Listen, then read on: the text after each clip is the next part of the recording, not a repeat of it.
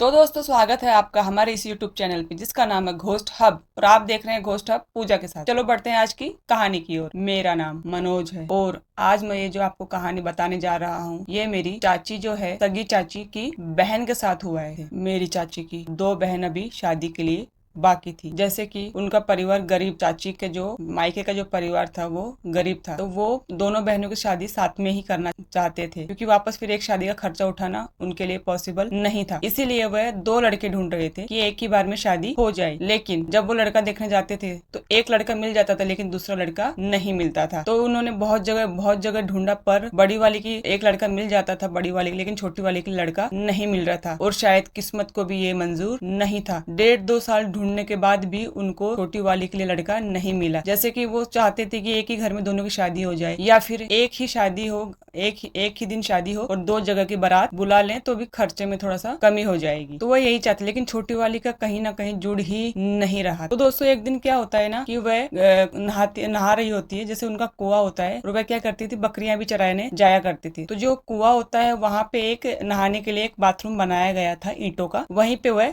नहा रही थी और वहीं से उनका घर भी नजदीक था, इतना दूर नहीं था। वो नहा रही थी और नहाते नहाते ही उसे एक ऐसी चीज दिखाई दी जिससे देखते ही वह डर गई थी। और वह इतना डर गई थी कि उसने जल्दी जल्दी में कपड़े पहने और डर के मारे बाहर अपने बाबा को आवाज दिया, बाबा बाबा। तो उसके बाबा जो घर में से वो बाहर निकले, हाँ बेटा हाँ बेटा। वह गई और अपने बाबा को जोर से उसने अपने बाबा को पकड़ लिया मतलब उनको बाहों में भर लिया कि बाबा मुझे बहुत डर लग रहा है, बाबा बाबा। कुछ बोल ही नहीं पा रही थी, वह कुछ बोलना चाहती थी लेकिन वह बोल ही नहीं पा रही थी। तो फिर उसके बाबा ने बोला, क्योंकि उसने जैसे जल्दी जल्दी में कपड़े पहने थे तो आधे कपड़े उसने पहने थे और आधे नहीं पहने थे। उसके बाबा ने कहा, क्या हुआ इतनी डर गई है, पूरे कपड़े भी ठीक से नहीं पहने, चलो अंदर कमरे। उसको कमरे में लेके गए, उसके ऊपर रजाई डाली और उसको बोलते, तू रुक, तू बहुत ठंडी हो गई है, मैं अभी तेरी दीदी को बुला के लाता हूँ या फिर तेरी मम्मी को बुला के लाता हूँ। अब यही यहाँ पे गलती हो गई, उन्होंने उसको वहाँ पे अकेला छोड़ दिया और उसकी जबान से वह कुछ बोल भी नहीं पा रही थी, सिर्फ बाबा बाबा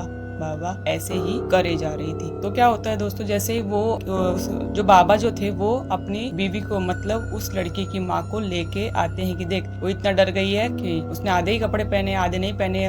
तो फिर वो लेके आते हैं। जब तक वो आते हैं और वो देखते हैं कि उसकी गर्दन जो है वो टूटी हुई है। टूटी हुई का मतलब अलग नहीं, गर्दन से अलग नहीं, शरीर से, बस उसकी जो गर्दन है वो टूट गई है यहाँ से। मतलब जो अपना जो अगर गर्दन टूट जाती तो हम जैसे खड़ा करते तो गर्दन है ना ऐसे लटकी हुई रहती है, जैसे हम कैसे भी उसको खड़ा करें तो मतलब वो बैलेंस नहीं कर पाती, गर्दन ऐसे लटकी हुई रहती है। जैसे पेड़ से कैसे टहनी तोड़ दी जाती है वैसे ही उसकी गर्दन टूटी हुई थी और उसके हाथ पैर भी ऐसे उल्टे हुए पड़े थे, पैर भी ऐसे उल्टे हो चुके थे, हाथ भी उसके उल्टे हो चुके थे और उसकी जान जा चुकी थी। फिर क्या हुआ दोस्तों, क्या था, वो नहीं बच पाई और फिर उसका अंतिम संस्कार कर दिया गया। और यहाँ पे मेरी चाची उसके लिए कपड़े खरीद के लेके जा रही थी, सूट सिला के लेके जा रही थी, भाई उसको देना है पर उसको तो ये पता ही नहीं था कि उसके साथ ऐसा हो जाएगा। तो फिर उसके बाद क्या होता है ना दोस्तों, अंतिम संस्कार कर दिया जाता है।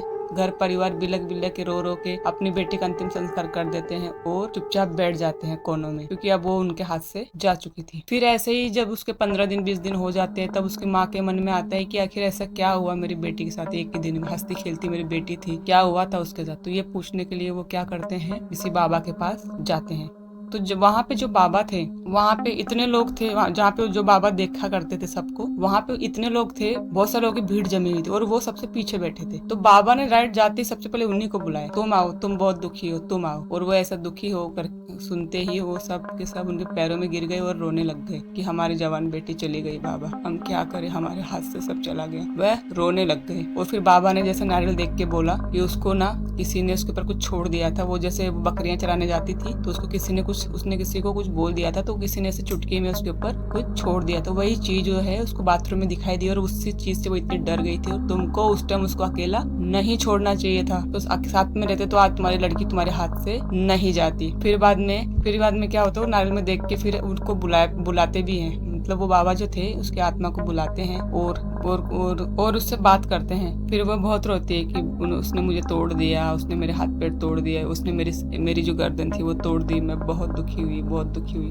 अब वो फिर बाबा से कहती, बाबा अब मेरी जान जा चुकी है, अब मैं मर चुकी, मैं अब इस दुनिया की नहीं हूँ, लेकिन मैं आपसे प्रार्थना करती हूँ कि मुझे डर लगता है, आप मुझे अपने साथ रखिए। इसीलिए बाबा फिर उसको अपने साथ रखते हैं। आज उसकी बड़ी बहन की शादी हो गई है और उसको 2 बच्चे हैं, लेकिन टाइम रहते ही आप सजग रहिए, अपने और अपने परिवार का ध्यान रखिए।